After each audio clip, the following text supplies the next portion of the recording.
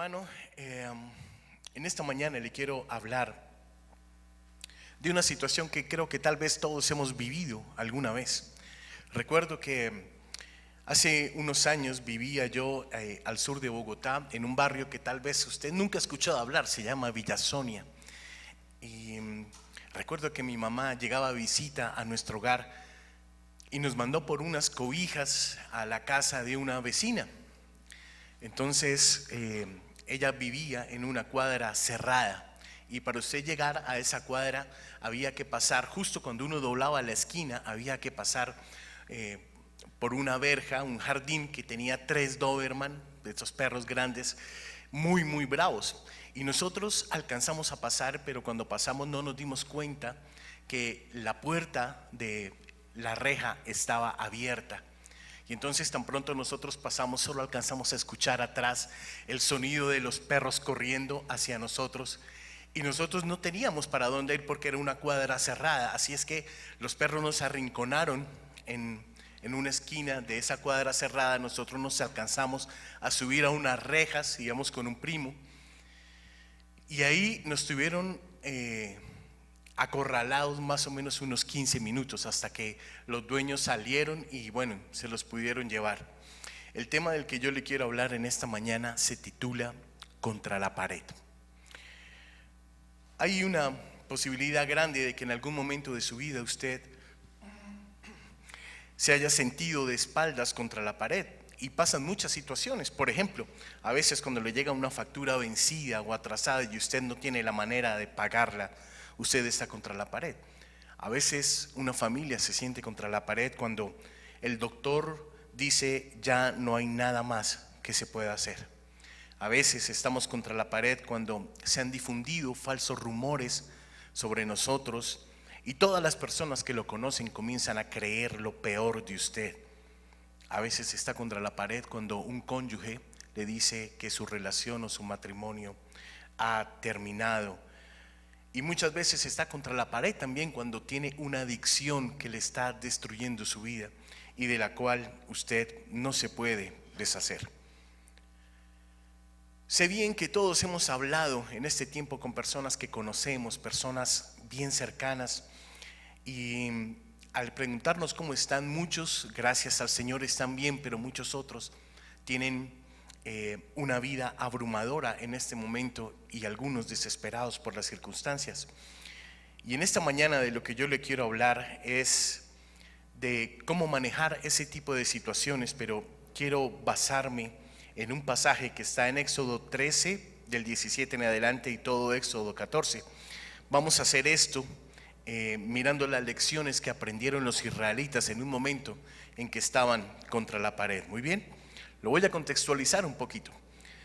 Los israelitas habían dejado Egipto después de ese poderoso acto de la Pascua del Señor y se dirigían al este, hacia lo que luego se conocería como el país de Israel. Acompáñenme ahí un segundo a Éxodo capítulo 13, verso 17.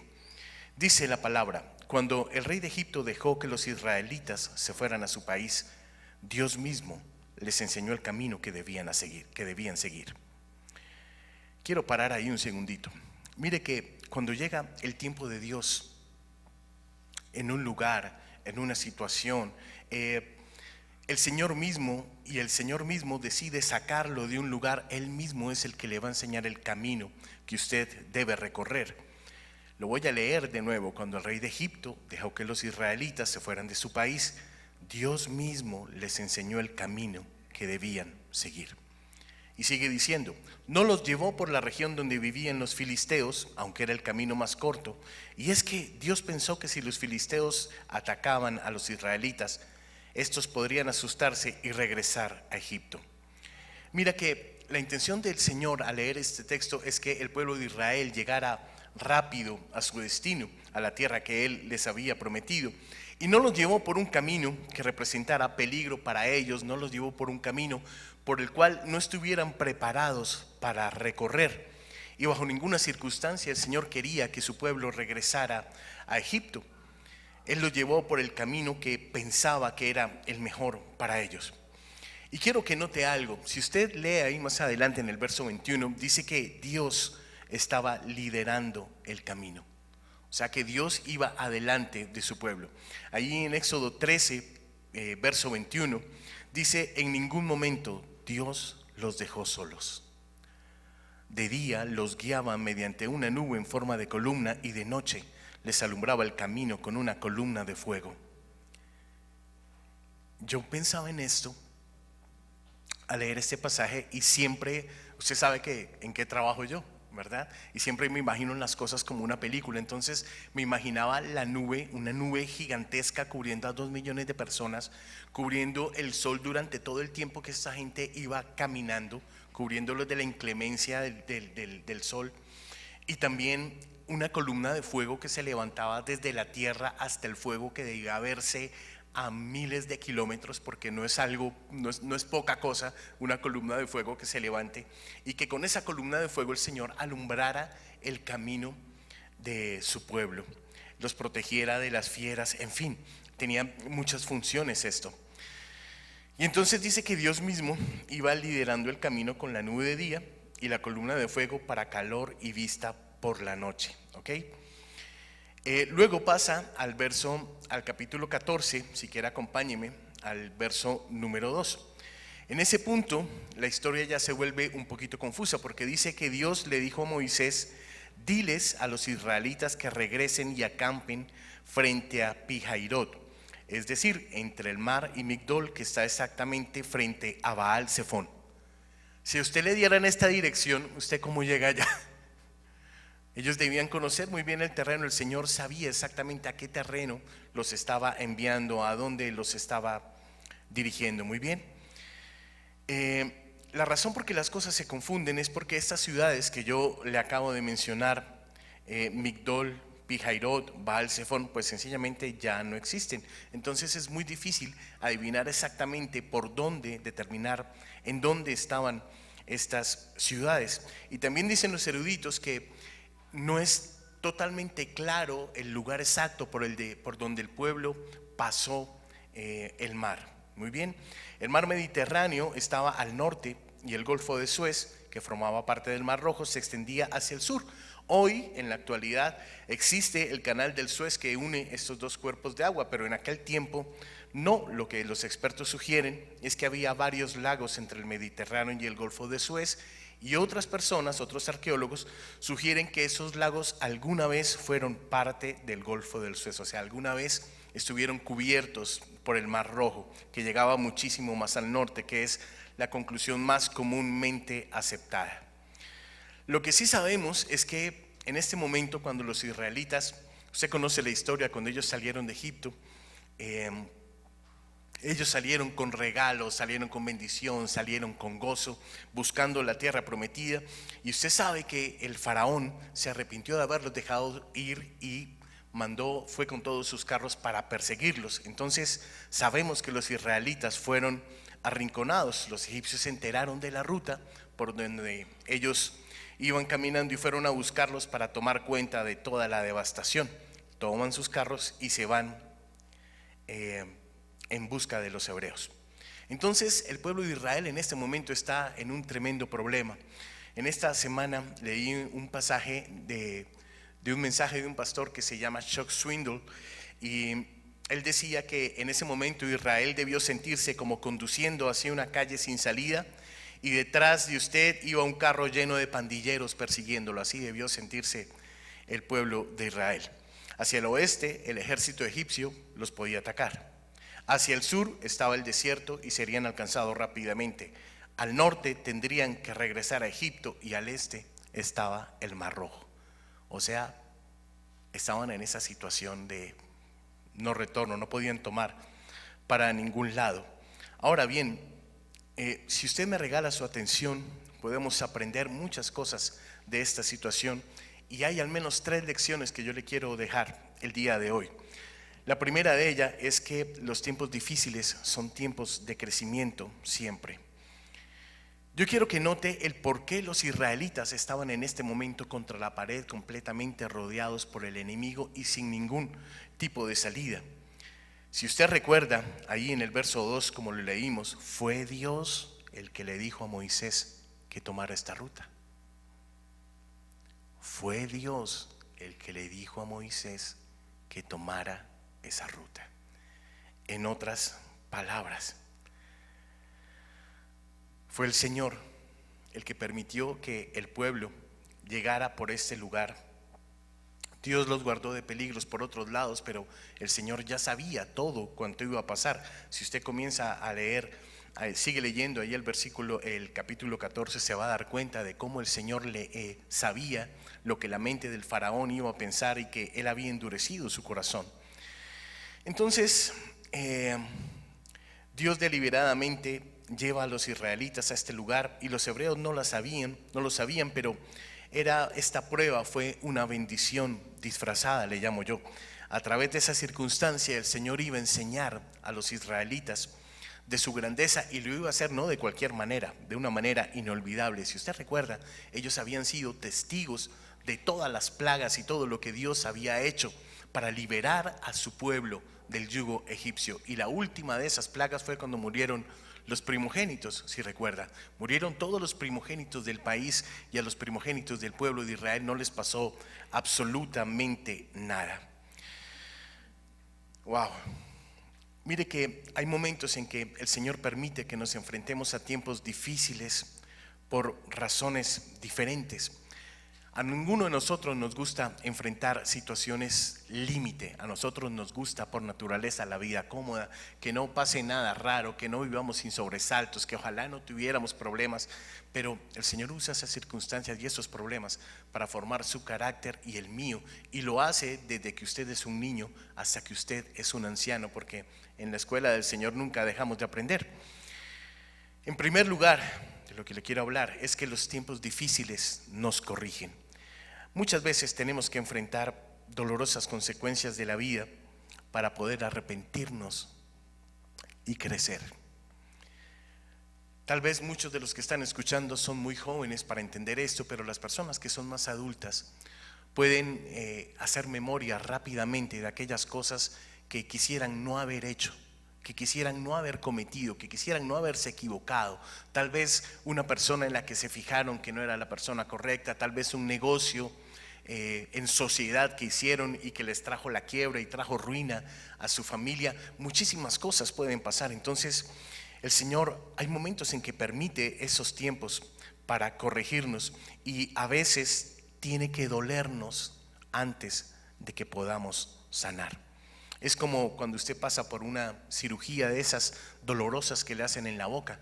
No sé si usted conoce a esas personas que tienen esos abscesos dentales, que eso se llena de materia, se vuelve un chichón ahí. Entonces cuando usted va al odontólogo, él tiene que abrirle una herida para que drene todo lo que está dañado y pueda tener sanidad, ¿verdad? Pueda llegar sanidad a su vida. Pues de la misma manera muchas veces el Señor lo tiene que hacer.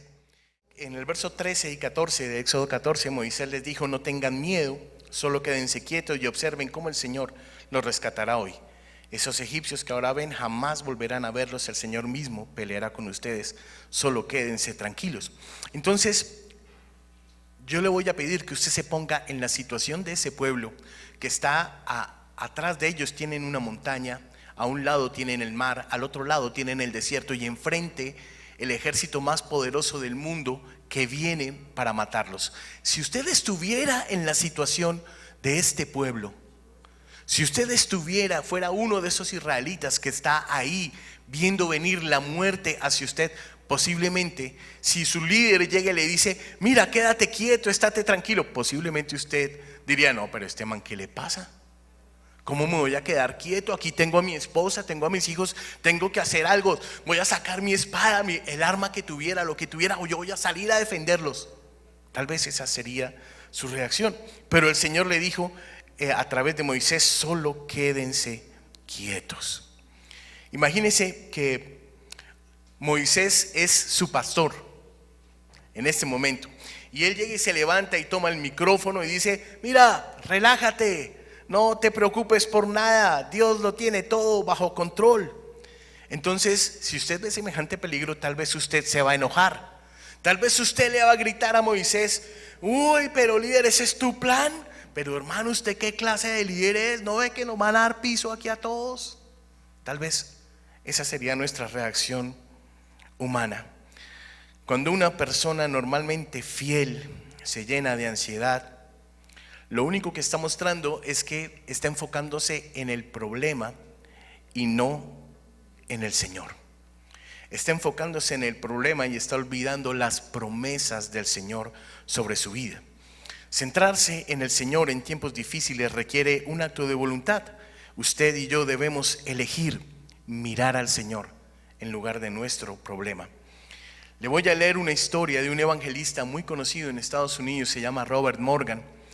Y este hombre acudió a Brasil alguna vez porque un amigo de él en la ciudad de Porto Alegre tenía una iglesia muy pequeña y esa iglesia había quedado en ruinas por un incendio. Esta iglesia queda en las afueras de Porto Alegre, en un sitio de habitación marginal, digámoslo así. Y entonces este hombre, cuando llegó al hotel, ahí cerca de la iglesia, donde había sido la iglesia de su amigo, escribió lo siguiente. Dice: una vez pasé la noche en un hotel en ruinas en Porto Alegre, Brasil. Mi amigo y yo subimos a nuestra habitación en lo alto del edificio en un pequeño ascensor chirriante. Desde nuestra ventana vi barrios bajos que se extendían a lo lejos debajo de mí y me sentí muy incómodo. Esa noche comencé a orar. Póngale cuidado, este hombre era un evangelista, un hombre de Dios. Señor, por favor, sálvame de cualquier peligro de incendio. Puedes ver que estamos en la cima de un hotel en ruinas, que no es más que una trampa de fuego. No hay una estación de bomberos cerca y no puedo ver ninguna salida de incendios fuera del edificio.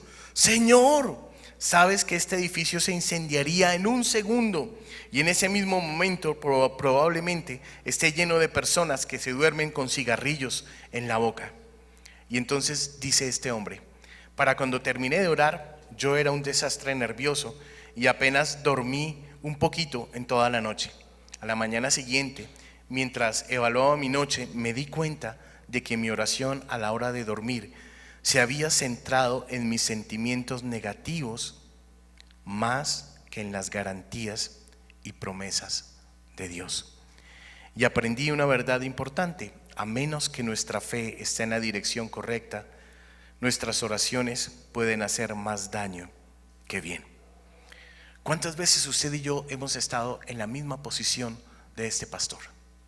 Que en medio de la situación difícil, nuestras oraciones están hablando todo lo negativo. Señor, que no pase esto, guárdame de esto, protégeme de esto, como si no conociéramos que el Señor ha dado promesas en su palabra para su vida y para la mía, como si no conociéramos que el Señor en todo tiempo nos protege, en todo tiempo nos provee, en todo tiempo nos sana, nos ministra, en todo tiempo nos llena, porque ese es nuestro Rey.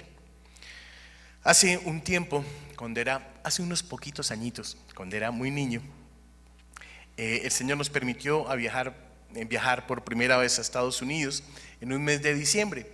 Entonces, cuando usted viaja allá en diciembre, usted sabe que está toda esta decoración navideña, pero una de las cosas que me llamaban la atención eran estos globitos que uno cogía en la mano y que usted agitaba y parecía que una tormenta de nieve estuviera cayendo ahí. Entonces, cuando usted veía el globito sin agitarlo, entonces se veía perfectamente los muñequitos, las personas, las casitas, pero una vez que usted agitaba el globo, pues usted ya no podía ver, usted sí sabía que había ya algo, pero usted no lo podía ver con claridad. Muy bien. Pues imagínense que en los tiempos difíciles muchas veces nos pasa lo mismo, que esa nieve que está en ese frasco agitado es el pánico. Es el pánico, y el pánico nunca lo va a dejar ver las cosas con claridad. La confianza en su Señor permite que las cosas se arreglen para que usted y yo podamos actuar con sabiduría. Por último, en tiempos difíciles la obediencia es importante. Qué difícil es obedecer, hermanos, cuando uno está en un momento difícil, porque su ser humano siempre quiere actuar, siempre quiere correr, siempre quiere mirar a ver qué es lo que usted puede hacer para ayudar al Señor. Pero Dios les estaba diciendo al pueblo de Israel que se quedaran quietos. Dios no les dijo: ahora alíñense en formación de batalla. No les dijo nada de eso. Caballería al frente. No, nada de eso. Solo dijo: quédense quietos y vean la salvación del Señor. Y hay muchas personas que en este momento están pasando por una situación así, en la que le están preguntando al Señor qué es lo que quieres que hagamos. Y tal vez en su desesperación van a tomar decisiones completamente equivocadas. Y al igual que Dios habló al pueblo de Israel y le dijo quédense quietos, tal vez el Señor le está hablando en este momento para que usted también se quede quieto y pueda ver la salvación del Señor. En los versos 15 al 18 de Éxodo 14 dice: entonces Jehová dijo a Moisés, bueno, una cosita antes de esto. Aparentemente Moisés llevó las quejas de todo el pueblo delante del Señor. ¿Sí? Dicen, mira esta gente, todo lo que me está diciendo, ¿qué hacemos? Tal vez, ¿no? Imagínese usted liderando 2 millones de personas, 2 millones de personas diciéndole, no, pero Moisés, pero mira dónde los trajo, ahora nos van a matar. Y entonces Moisés, ¿a quién le hablaba? Pues al Señor, porque es que no tenía de otra. Le hablaba al Señor. Y entonces le dijo Jehová a Moisés, ¿por qué clamas a mí? Como diciendo, mira, no me diga nada, hermano, ¿no? ¿Por qué clamas a mí? Di a los hijos de Israel que marchen, o sea, que pongan acción. Y tú alza tu vara y extiende tu mano sobre el mar y divídelo. Y entren los hijos de Israel por en medio del mar en seco. Y he aquí yo endureceré el corazón de los egipcios para que los sigan. Y yo me glorificaré en Faraón y en todo su ejército, en sus carros y en su caballería. Y sabrán los egipcios que yo soy Jehová cuando me glorifique en Faraón, en sus carros y en su gente de a caballo. Este pedacito tiene varias partes que yo quiero analizar con usted. Recuerde que Moisés sabía que Dios tenía un plan, pero no sabía cuál era el plan, ¿cierto? Así es que cuando Dios llega y le dice, alza tu vara, él ya sabía lo que era alzar la vara, ¿se acuerda? Ya él había alzado su báculo una vez, ¿verdad? Y él ya sabía que cuando alzaba la vara, algo iba a pasar. Algo iba a pasar. Y le dijo, y extiende tu mano sobre el mar y divídelo. Si usted fuera Moisés, hermano, y tiene una masa de agua impresionantemente grande ahí al frente, y Dios le dice, sí, levanta tu báculo, extiende tu mano y divídelo. Obviamente esto fue lo que él hizo, pero si fuéramos usted y yo, que somos humanos normales, uno diría tal vez, Señor, pero ¿seguro? Mira que ahí viene el ejército. Mira que ahí vienen y vienen contra nosotros. Y esto fue lo que hizo Moisés, ¿verdad? Usted ya sabe todo lo que pasó de ahí en adelante. Hay algo que a mí me reta mucho, me ha retado durante toda mi vida en Cristo, y es que en muchas ocasiones olvidamos que el Señor ya ha hecho cosas maravillosas por nosotros. Cuando estamos en medio de una crisis, cuando estamos en medio de una depresión, cuando estamos en medio de la escasez, de contiendas, en fin, de mil dificultades que se presentan en la vida, realmente muchas veces nos olvidamos de que Dios ha sido fiel en el pasado. Lo que pasa es que este pueblo tenía una memoria muy corta, exageradamente corta, porque Dios acababa de hacer cosas impresionantes en Egipto. Imagínense esas plagas que mandó, que se comían todos los ganados de un país entero. O sea, es que no era de un pedacito de tierra, no, de un país entero. Los cultivos, sus medios de subsistencia, todo. Pero los de los israelitas, tranquilos y quietos. No se acordaban de lo que acababa de hacer con sus hijos. No se acordaban de todo lo que el Señor había hecho en ellos. Habían visto a Dios guiándolos con una nube, porque aquí dice, ¿se acuerda de lo que leímos al principio? Que Dios iba liderando esa marcha con la nube y que de noche iba la columna de fuego allá adelante. ¿Y no se acordaban de eso? No se acordaban de ese poder y tuvieron temor. Wow.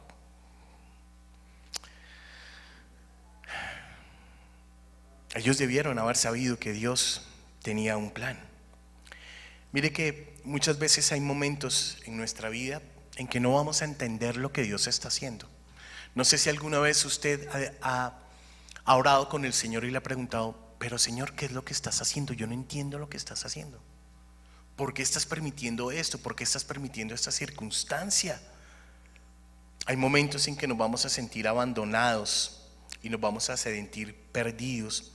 Sin embargo, como usted y yo somos hijos de Dios, jamás, jamás, jamás el Señor nos va a abandonar. Porque dice su palabra que nada nos va a separar de su amor. Dice su palabra que nada ni nadie puede sacarnos del huequito ahí de su mano, de su protección. Entonces, si usted y yo estamos arrinconados contra una esquina, si usted y yo estamos contra la pared y tenemos la espada ahí al frente, simplemente debemos seguir haciendo lo que sabemos que es correcto. Y lo que es correcto es seguir hablando con verdad, seguir cumpliendo nuestros compromisos, mantener nuestro nivel de oración, seguir creciendo buscando la presencia del Señor, seguir honrándolo con nuestra vida. Y eso muchas veces va a significar que si usted está enfermo, siga haciendo el tratamiento médico. Tal vez el Señor se va a glorificar. Siga haciendo contactos para su ministerio, siga intentando levantar a sus hijos, siga haciendo su trabajo con excelencia y con entrega, y siga orando por ese miembro rebelde de su familia. Tal vez a usted esto le suene un poco trivial o sin importancia, pero nuestro trabajo es permanecer fieles, y el trabajo de Dios es rescatarnos. ¿Cuántos hemos sido rescatados de situaciones extremas por el Señor? Yo creo que todos, en alguna vez. Tal vez su pareja, su esposo, su esposa no sepan de todas las que el Señor lo ha salvado, pero como familia, su familia debe tener memoria de todas las veces que el Señor obró en medio de circunstancias totalmente adversas y lo sacó en victoria. Muy bien. Moisés les dijo: miren y vean lo que el Señor va a hacer. Miren y vean la salvación que Dios hará en ustedes. Iglesia, miren y vean la salvación que Dios hará en sus hogares.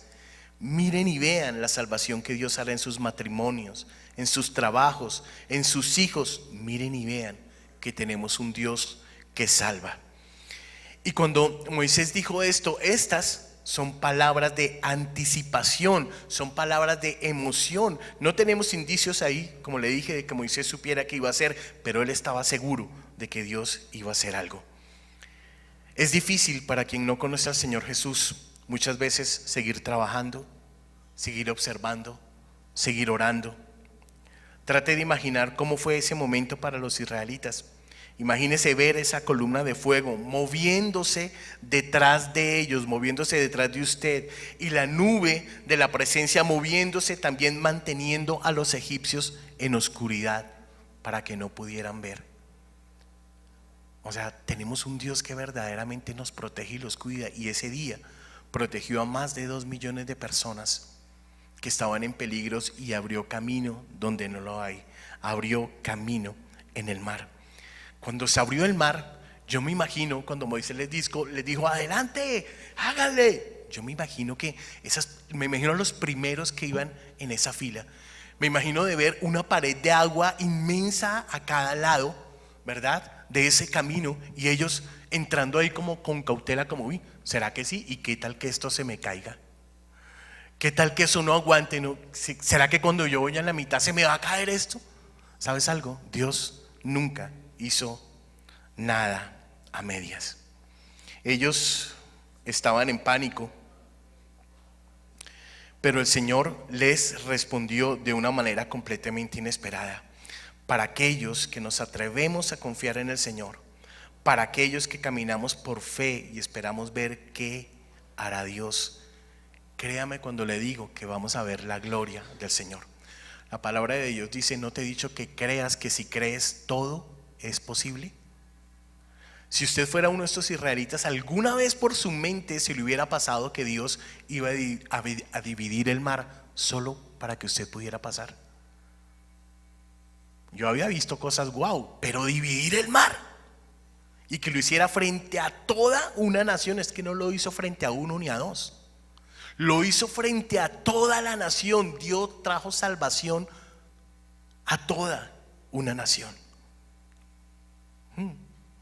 Cuando usted confía pacientemente, usted va a descubrir que cada día de su vida Dios lo va a conducir a adoración. porque cada día de nuestra vida tenemos que agradecerle al Señor cosas impresionantes que ha hecho, de las que tal vez no nos hemos dado cuenta. Él es suficiente para todas nuestras necesidades. La palabra dice en Hebreos capítulo 11, versos 32 al 40.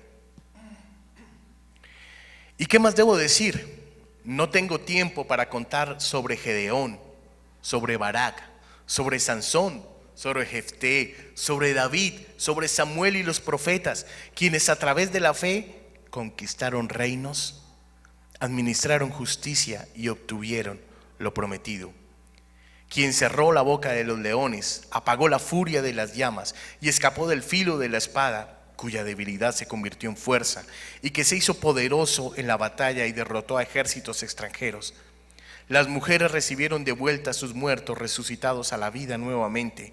Otros fueron torturados y se negaron a ser liberados para que pudieran obtener una mejor resurrección. Algunos enfrentaron burlas y flagelaciones, mientras que otros fueron encadenados y encarcelados.